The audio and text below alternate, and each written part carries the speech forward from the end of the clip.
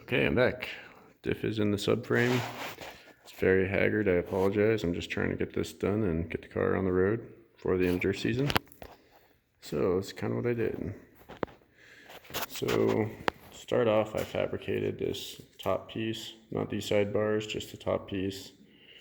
I cut the subframe, plated it on both sides on the front. With this piece, I bolted it to the differential. I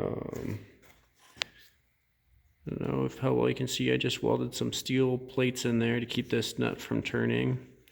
And this cotter pin is strictly just so when I put the bolt in from the bottom, I can push up and then just tighten the bolt, and the nut's not going to run away from me. So that was how I chose to do this. You can do it yourself.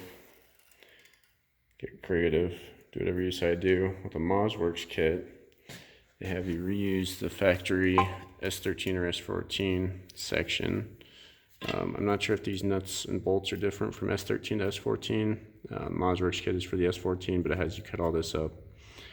Use the S14 nut system. They give you a whole new plate to weld onto the front of your subframe, but you do have to reuse that nut system. They give you new bolts with bushings as well, but that's how they chose to do it. So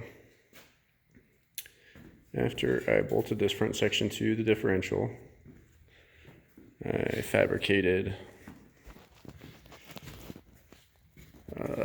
these rear cups and bolted them to the differential on both sides. I didn't have any of the bracing done yet. I just had this top tube done and this bottom tube on the subframe. Then I jacked up the whole differential. I got it aligned to where I wanted it, making sure it was aligned with the drive shaft tunnel. Made sure that my axle alignment was good, and kind of got the pinion angle where I wanted it. Once that was done, I just tacked these in place down here, and then with that tacked in place, I came back to front again. I did all this inside the car.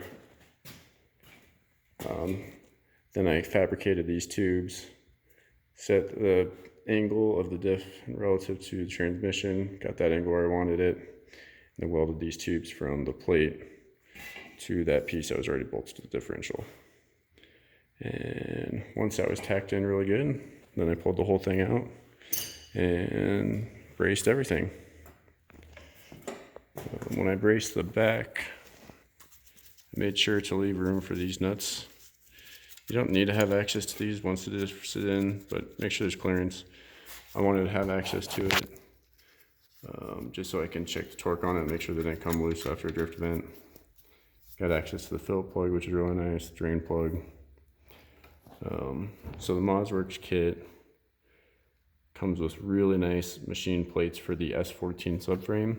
They probably work for the S13, but they're probably just a little big. And it has you cut it to about here on the subframe on both sides. And then they got these nice plates that weld in, and then it's just a solid steel plate that just bolts right in there, or welds right in there to bolt your diff to. Again, I didn't want to do that because you didn't have access to the fill port or these guys. It's the only downside of the mazworx, but everything fits really nice, so that was nice. So yeah, after I got all that in, I just dropped the subframe and diff and welded it up. I ended up welding this top piece back in, so when you cut up your subframe, you can probably leave this whole piece in there. And then when you cut, just cut right up to like there and stop, or if you want to use the top part of the subframe, you can use that too. So for my next challenge, axles. So this is a 370Z axle. This is the short side axle. I got a short and long axle. So this is the shortest axle, and it is still too long. You can see it is sticking out for where that wheel bearing is supposed to mount a pretty good amount. And my original plan was to use these machine spacers I got. I was hoping to just weld this on there and use 370Z axles, but that is not going to work. So what I'm going to do is I'm going to cut this axle in half. I'm going to use the 370Z outer bolted in, and then on the inner I'm going to use the Porsche 930 CVs, which will bolt right onto that flange.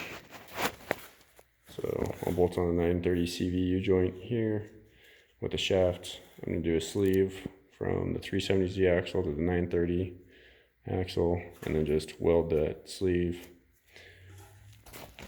And that's how I'm going to do my axles. So I'll come back once I get all the parts for that here and go over how I do that. Sorry, the welds and the fabrication is very haggard, just trying to get this done.